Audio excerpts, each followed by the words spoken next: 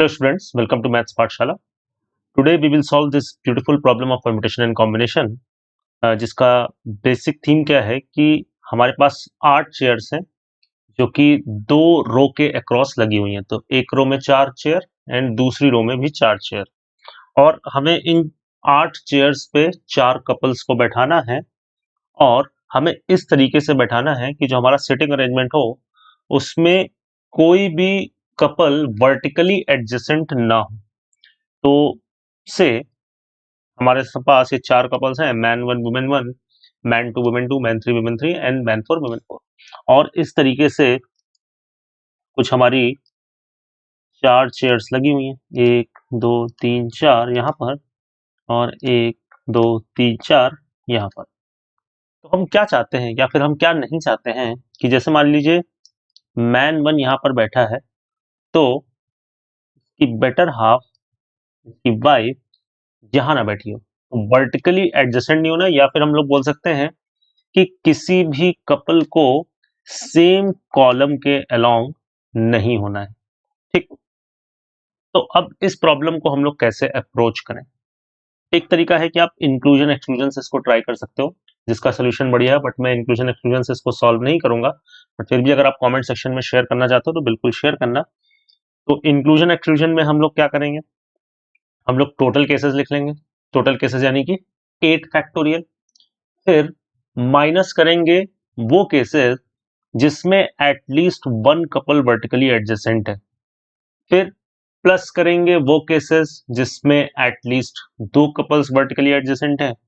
फिर माइनस करेंगे अगेन वो केसेस जिसमें 3 couples, at least 3 couples vertically adjacent है। और फिर ऐड करेंगे वो केसेस जिसमें 4 के 4 कपल्स वर्टिकली एडजेसेंट हैं, और इससे आपका आंसर आ जाएगा। अगर आपको इंक्लूजन एक्सक्लूजन का आइडिया नहीं है तो नीचे मैंने इंक्लूजन एक्सक्लूजन वाले वीडियो का लिंक शेयर कर रखा है, तो आप जरूर एक बार उसको देखें, क्योंकि इंक्लूजन एंड एक्सक्लूजन भी एक बहुत पावरफुल टूल है परम्यूटेशन कॉम्बिनेशन एंड प्रोबेबिलिटी के क्वेश्चंस में। फिलहाल हम लोग क्या करेंगे कि इस क्वेश्चन को 3 केसेस में ब्रेक करके सॉल्व करेंगे। अब देखो केसेस क्या हो सकते हैं। अगर मैं एक पर्टिकुलर रो की बात करूं, है ना, तो एक रो में या दोनों रो की एक साथ बात करूं तो 3 पॉसिबिलिटी हैं। हो सकता है कि किसी भी रो में, मतलब ना रो वन में एक भी कपल हो, ना रो टू में एक भी कपल बैठा हो। दूसरा केस हो सकता है कि एक कपल रो वन में बैठा हो और एक कपल रो टू में बैठा हो, मतलब कि रो वन में एग्जैक्टली एक कपल बैठा है और रो टू में भी एग्जैक्टली एक कपल बैठा है। और तीसरा केस क्या हो सकता है कि दोनों में से किसी एक रो में 2 कपल बैठे हैं, और इसका मतलब कि फिर दूसरी रो में भी कितने कपल बैठे हैं, 2 कपल बैठे हैं।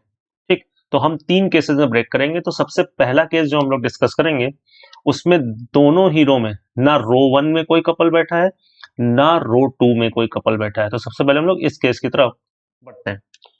तो बेसिकली अगेन, अब अगर मैं यहाँ पे 4 स्लॉट बना लूं, 1 2 3 4, तो 4 चेयर्स आगे, 4 चेयर्स पीछे, और हम चाहते हैं कि कोई भी कपल सेम रो में ना आए। तो यानी कि इन दो में से कोई एक रो वन में आएगा, अगेन इन दो में से कोई एक ही रो वन में आएगा, इनमें से भी कोई एक रो वन में आएगा, और इनमें से भी कोई एक ही रो वन में आएगा। ठीक, तो man one and women one में सेलेक्ट करने के मेरे पास 2 चॉइसेस हैं, जिनमें से किसी एक को मैं यहां पर बेचूंगा। ठीक, यहां पे भी मेरे पास 2 चॉइसेस हैं, इन दोनों में से किसी एक को मैं रो वन में बैठा सकता हूँ, इन दोनों में से भी किसी एक को मैं रो वन में बैठा सकता हूँ, और इन दोनों में से भी किसी एक को मैं रो वन में ही बैठा सकता हूँ, रो वन में बैठा सकता हूँ। तो टोटल इनमें से एक एक पर्सन सेलेक्ट करने की तो अपने पास 16 चॉइसेस होगी। ठीक, फिर इनको जो ये 4 लोग आएंगे, से यहां से मान लो मैन वन आ गया, एक एग्जांपल पर्टिकुलर केस ले रहे हैं, वुमेन वन, वुमेन टू, और मैन थ्री आ गया, और मैन फोर आ गया। तो इन 4 लोगों को इस रो में अरेंज करने के तरीके कितने होंगे, तो 4 फैक्टोरियल होंगे। यहां तक क्लियर? तो से मैन वन एक पर्टिकुलर अरेंजमेंट अगेन देखा, मैन वन यहाँ, वुमेन टू यहाँ, मैन थ्री यहाँ, और मैन फोर यहाँ। ठीक, अब हमारे पास कौन कौन बचा है? हमारे पास बचे हैं women one, man 2, women 3 and women 4। अब जो हम लोग के क्वेश्चन का कंस्ट्रेंट है, तो कोई भी कपल वर्टिकली एडजेसेंट नहीं होना चाहिए। तो जो विमेन 1 है वो यहां पर नहीं आ सकती, इन तीनों जगह में वो कहीं भी बैठ सकती है। जो मैन 2 है वो यहां नहीं आ सकता, यहां, यहां और यहां में वो कहीं भी बैठ सकता है। Same goes for women 3 and women 4। तो इन सब के लिए एक रेस्ट्रिक्टेड स्लॉट है। अब ऐसा और कहां होता है, परम्यूटेशन कॉम्बिनेशन का आपको नॉलेज होगा, तो ऐसा और कहां होता है कि यहां पर हमारे पास सॉर्ट ऑफ 4 कंपोनेंट है या फिर 4 स्लॉट है। ये 4 कंपोनेंट है और हर कंपोनेंट के लिए, इन चारों में से हर कंपोनेंट के लिए एक रेस्ट्रिक्टेड स्लॉट है। तो ये कहीं ना कहीं डीअरेंजमेंट नहीं हो गया कि भाई हम चाहते हैं कि मैन 1 के ऑपोजिट या एडजेसेंट, वर्टिकली एडजेसेंट वुमेन 1 ना आए, तो ऐसे ही मैन 2 के, वुमेन 2 के करस्पॉन्डिंग वुमेन 2 ना आए, वो मैन 2 ना आए, सॉरी, मैन 3 के करस्पॉन्डिंग वुमेन 3 ना आए, एंड सो ऑन। तो यानी कि यहाँ पे हमें इन 4 लोगों को डिरेंज करना है। ये 4 लोग हैं, इसमें वुमेन 1 यहाँ नहीं बैठ सकती, मैन 2 यहाँ नहीं बैठ सकता, वुमेन 3 यहाँ नहीं बैठ सकती, वुमेन 4 यहाँ नहीं बैठ सकती। तो 4 लोगों को डिरेंज करने का तरीका क्या होता है? D4 होता है। और D4 अगर आपको वैल्यू नहीं याद है तो हम लोग फॉर्मूले से कैलकुलेट भी कर सकते हैं। तो 4 लोगों का डिरेंजमेंट यानी कि 4 factorial 1 minus 1 upon 1 factorial plus 1 upon 2 factorial minus 1 upon 3 factorial plus 1 upon 4 factorial. तो इसको जब आप कैलकुलेट करोगे, आप कैलकुलेशन वाला पार्ट में आपके लिए छोड़ रहा हूं, तो ये 9 आ जाएगा। तो यानी कि इन 4, ये जो भी 4 लोग आएंगे, इनको रो 2 में अरेंज करने के D4 यानी कि 9 तरीके होंगे। तो केस 1 के आंसर जो हैं वो अपने पास रेडी हैं। केस 1 में हमारे पास आंसर आ गया है। पहले हम लोग ने 16 लोगों से, 16 तरीके से 4 लोगों को सिलेक्ट किया था, फिर उनको 4 फैक्टोरियल तरीके से रो 1 में अरेंज किया था, और फिर रो 2 में 9 वेज से हम लोग ने डीअरेंजमेंट करा था। So this is our answer of case 1 when no couple occupies the same row. अब केस 2 पर आते हैं, when two couples occupy same row। अब ये पार्ट भी इसका बहुत सिंपल है। तो हमारे पास अगेन वही 4 कपल हैं, 4 स्लॉट्स यहाँ हैं अपने पास और 4 स्लॉट्स नीचे, ठीक। तो अगेन अब हम चाहते हैं कि रो 1 में 2 कपल्स आ जाए, एंड इसका मतलब है कि दूसरी रो में भी 2 कपल आएंगे। तो यानी कि मुझे पहले रो 1 के लिए 2 कपल चाहिए। तो रो 1 के लिए मैं क्या कर सकता हूं, 4C2 से 2 कपल सेलेक्ट कर सकता हूं। इस रो के लिए मैं 4C2 से 2 कपल सेलेक्ट कर लूं, तो उससे वो कपल आ गया ये वाला और ये वाला। तो अब M1 W1 और M3 W3 को मैं रो 1 में कैसे भी अरेंज कर सकता हूं, कोई इशू नहीं है।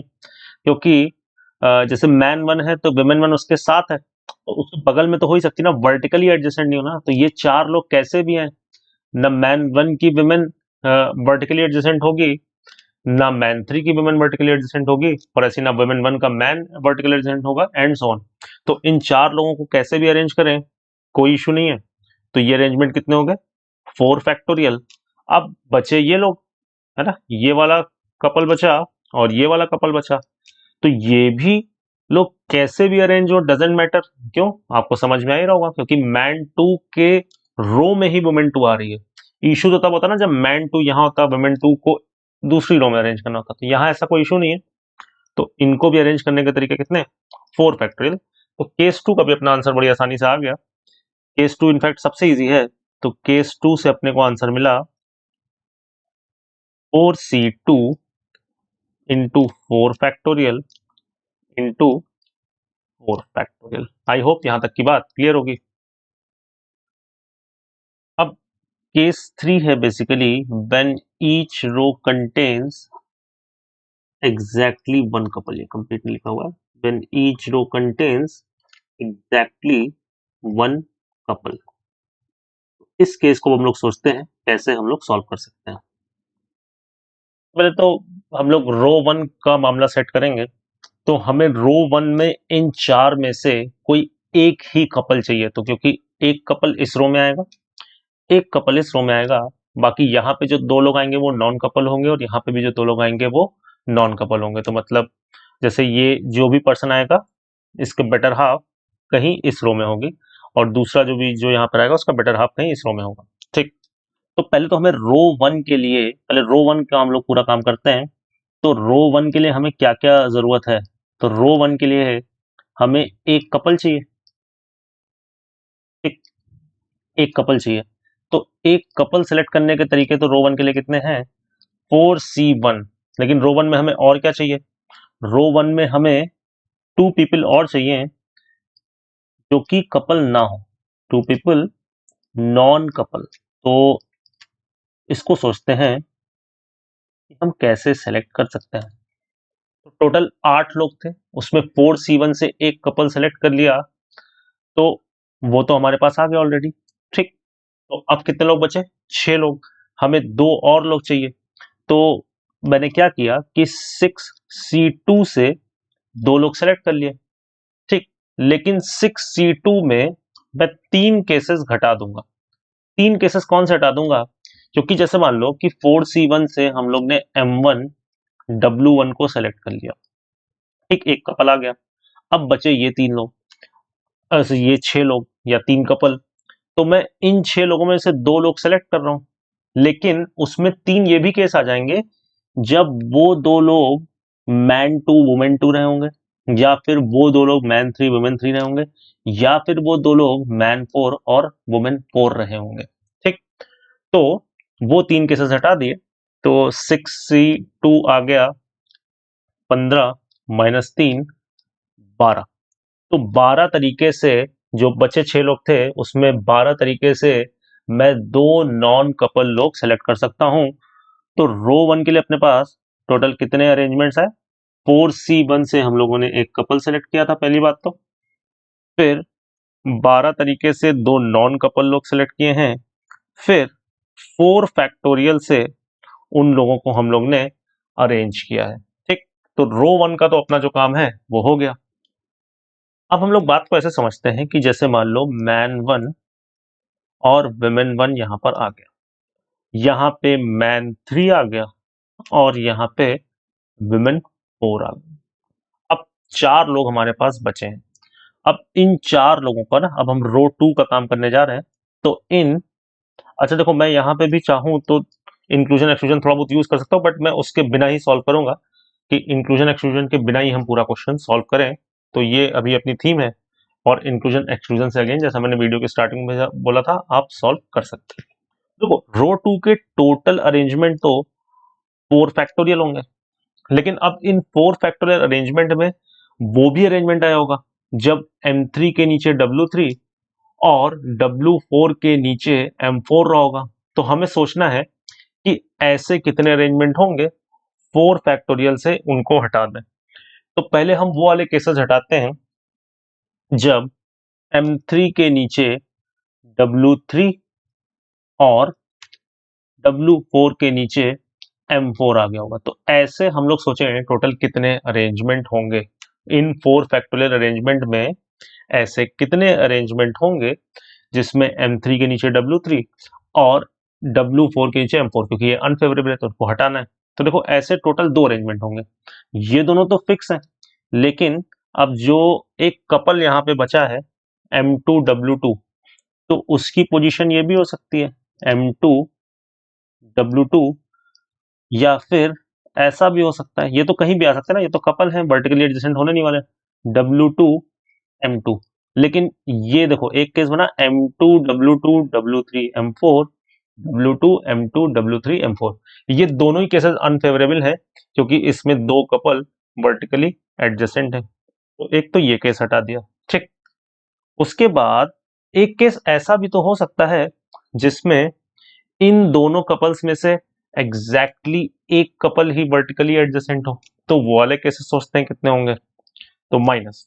तो देखो, अब मैंने क्या किया कि W3 और M4 में से किसी एक को ही, क्योंकि दोनों वाले केस ऑलरेडी कवर्ड है, तो W3 और M4 में से किसी एक को ही अपने बेटर हाफ के नीचे बैठाना है।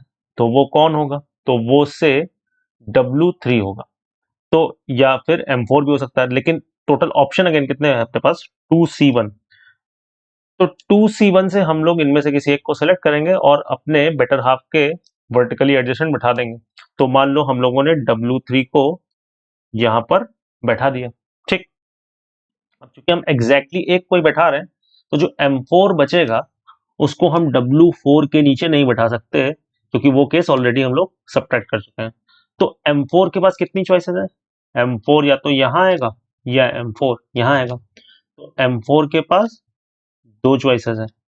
अब M4 ने मान लो ये प्लेस ऑक्यूपाई कर ली, तो अब बचा कौन है, W2 M2, और बची हैं ये दो प्लेसेस।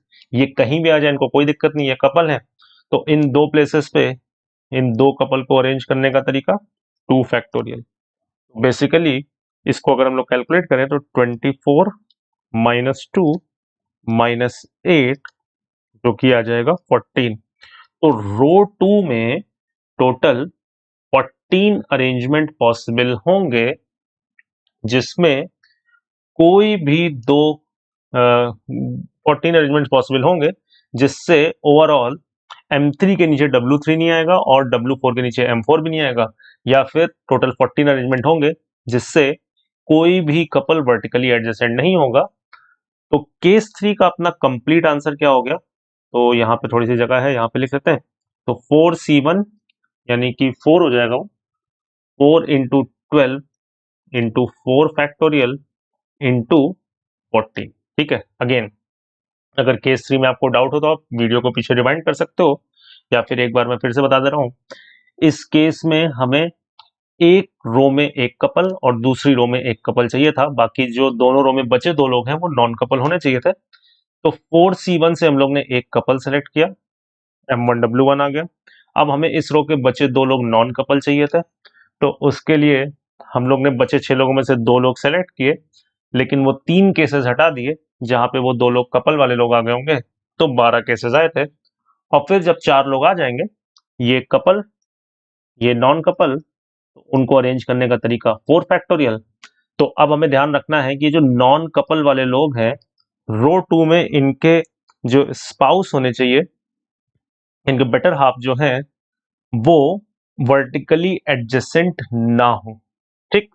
तो मैंने बोला कि 4 लोग बचे थे, टोटल तरीके तो 4 फैक्टोरियल होंगे, लेकिन उसमें से वो वाले तरीके हटाए हम लोग ने। सबसे पहले वो हटाए जब M3 के नीचे W3 और W4 के नीचे M4 था, तो ऐसे दो केसेस बन रहे थे, इनको फिक्स करके इन ये M2 W2 जो कपल था उसको अरेंज कर दिया 2 फैक्टोरियल तरीके से।